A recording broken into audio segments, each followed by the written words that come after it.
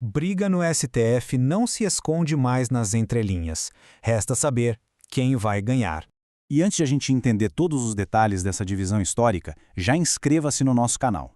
Porque olha, os sinais de uma fratura interna na Suprema Corte estão ficando literalmente impossíveis de ignorar. Sabe aquilo que antes era só um sussurro nos corredores de Brasília, focadinho em teses jurídicas? Pois é, isso agora transbordou para as relações do dia a dia. E as nossas fontes mostram, de forma muito clara, que a dinâmica de poder por lá está mudando drasticamente. Vamos começar olhando de perto para esse racha no STF e os primeiros sintomas dessa crise. Essa tensão toda simplesmente transcendeu as obrigações oficiais e começou a ditar o ritmo dos eventos sociais lá em Brasília. Agora, o que é realmente interessante notar aqui é o contraste nítido de comportamento. A fonte destaca que nas cerimônias públicas e formais, a gente vê casa cheia, alta adesão, todo mundo esbanjando aquela cordialidade institucional, todo mundo cumpre o rito, né? Mas, quando a gente vira o holofote para as festas privadas e os encontros informais, o cenário vira de cabeça para baixo. A adesão despenca e a gente passa a ver uma segregação muito clara entre os membros da corte. Para ilustrar isso, as fontes trazem um exemplo bem específico e recente, a posse do ministro Cássio Nunes no TSE. Lá no tribunal, durante a cerimônia formal, a corte inteira marcou presença. Mas logo depois, na festa privada de comemoração, adivinha? A presença foi mínima. Apenas 2 ministros do STF apareceram, Gilmar Mendes e André Mendonça. E tem mais. Os observadores de plantão notaram um clima bem frio nos bastidores. Relataram, inclusive, que o ministro Luiz Fux evitou a todo custo interagir diretamente com o ministro Alexandre de Moraes, preferindo conversar apenas com o pessoal de outros tribunais. Como resultado dessas dinâmicas, o material-fonte relata que quem acompanha a política de perto já mapeia 2 alas bem distintas se formando dentro do tribunal.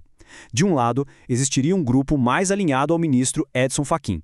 Do outro, um grupo ligado aos ministros Gilmar Mendes e Alexandre de Moraes. É super importante ressaltar aqui que a gente está repassando a leitura das fontes sobre a formação desse tabuleiro, tá? O objetivo é entender quem são as forças em jogo de forma totalmente neutra e sem fazer qualquer juízo de valor. E isso nos leva aos bastidores e eventos sociais que funcionaram como verdadeiros catalisadores dessa crise. Afinal, o que exatamente está alimentando essa distância cada vez maior entre eles? Bom, os relatos apontam para alguns pontos de estresse muito específicos que deram aquela chacoalhada na confiança interna. Primeiro, tem as menções frequentes aos desgastes provocados por aquele escândalo envolvendo o Banco Master.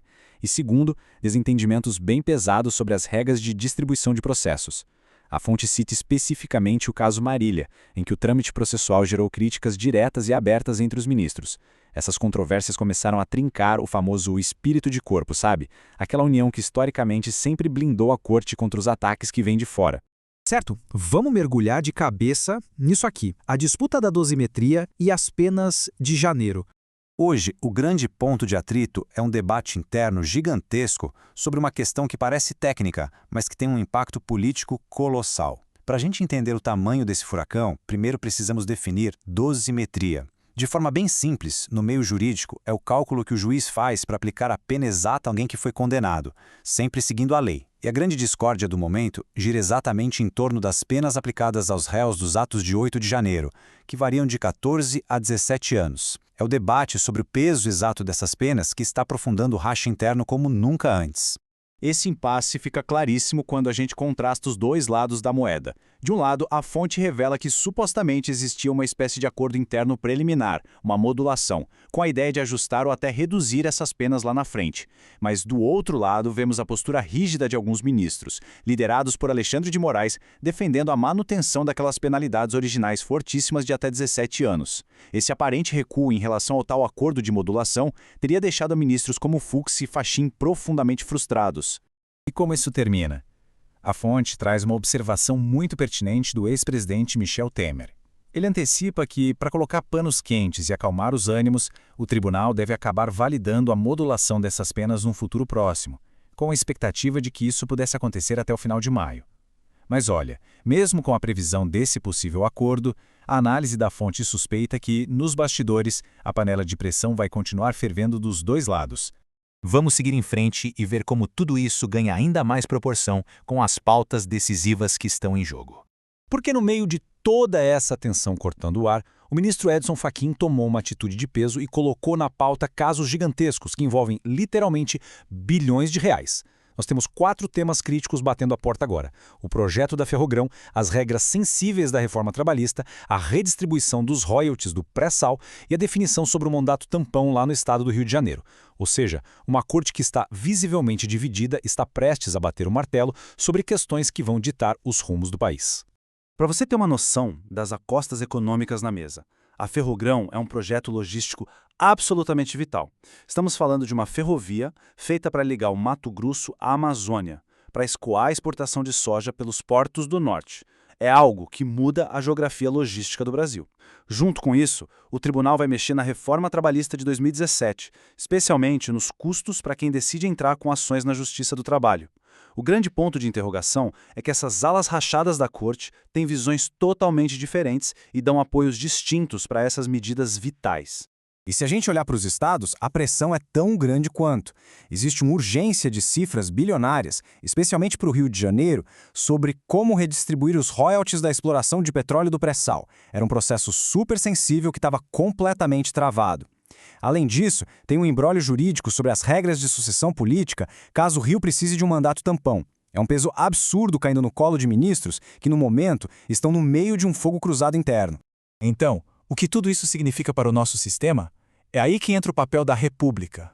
Toda essa análise nos convida a dar um passo atrás de olhar para a própria engenharia do nosso sistema de governo.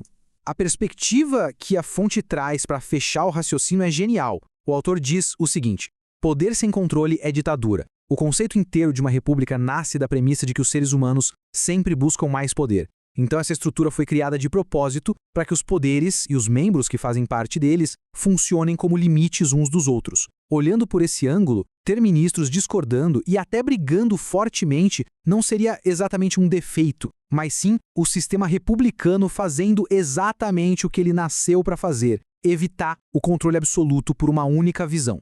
E isso, meus amigos, nos deixa com uma pergunta muito provocativa para pensar. Será que uma Suprema Corte dividida, com alas que não conversam na mesma língua e escancaram suas diferenças, atua mesmo como esse escudo que protege o equilíbrio do poder? Ou, no fim das contas, a profundidade desse racha coloca o país numa situação de risco e de paralisia institucional? Fica aí a provocação para a gente refletir.